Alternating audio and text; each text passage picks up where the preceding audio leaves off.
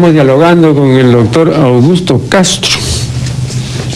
El filósofo inglés Alfred Ayer, en su libro Lenguaje, Verdad y Lógica, dice lo siguiente: supongamos que alguien declara que robar es bueno. Entonces yo le salgo al frente y le digo, no, robar es mal. Ahora bien, ¿quién tiene razón? Ninguno de los dos, porque ninguno de los dos expresa una proposición genuina.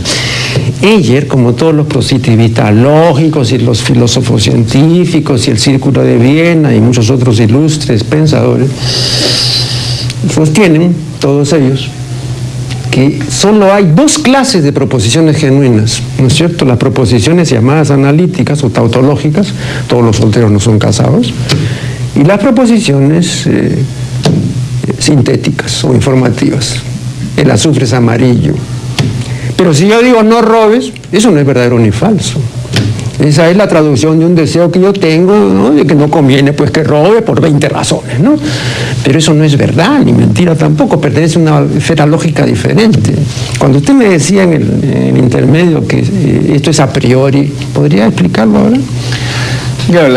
Porque es una directriz, o sea, es como si yo es como por ejemplo para decir el mandamiento nuevo que nos trajo Jesús, ¿no?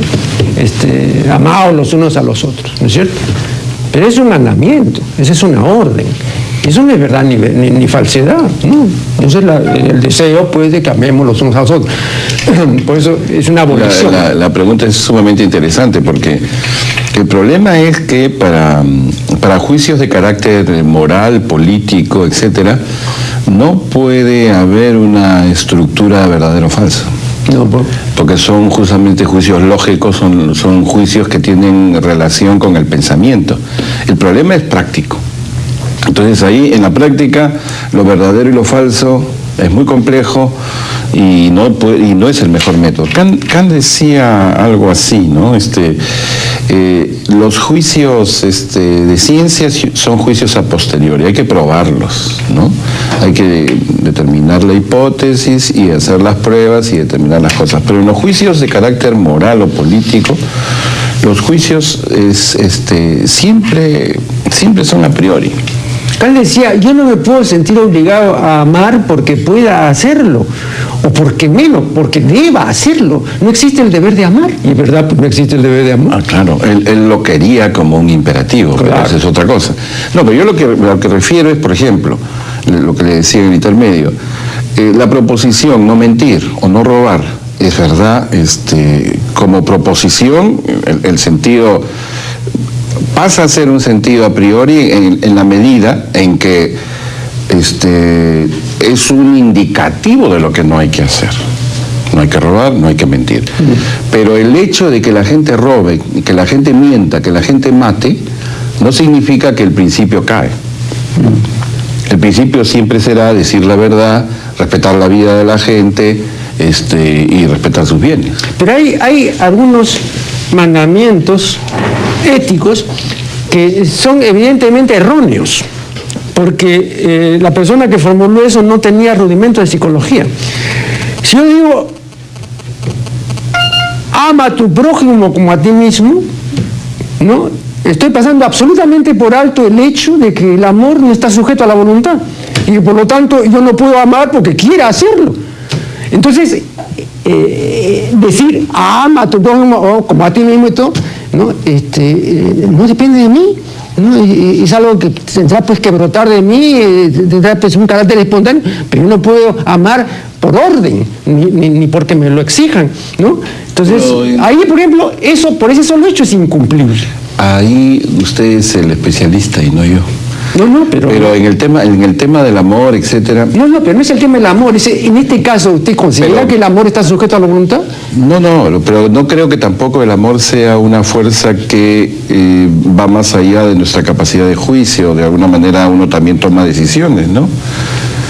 Entiendo el amor como... Pero uno no puede amar a otra persona porque se decide amarla, sencillamente. No puede decir, oye, bueno, voy a amar a Montesinos. No puedo.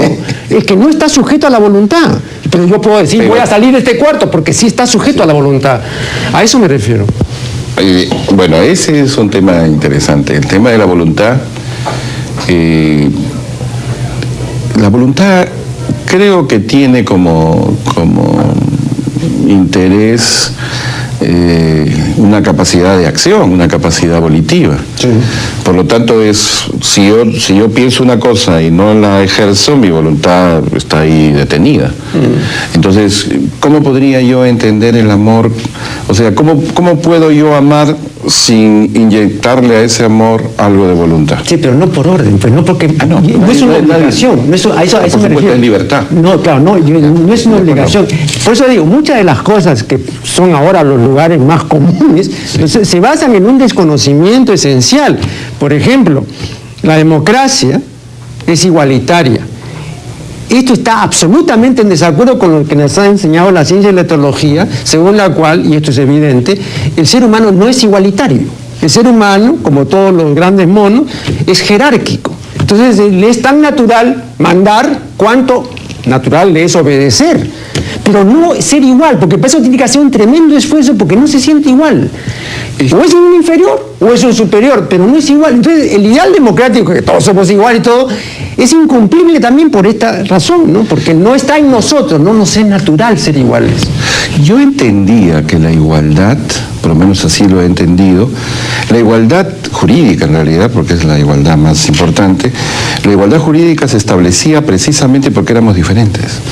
O sea, yo estoy de acuerdo con usted, somos diferentes, pero porque somos diferentes necesitamos no exacerbar nuestras diferencias, que ya existen de por sí, sino de alguna manera establecer que siendo seres humanos, con género, con características distintas, biológicas, físicas y culturales, necesitamos, para vivir en comunidad, ser reconocidos como iguales. Iguales en el sentido de que cada uno es diferente.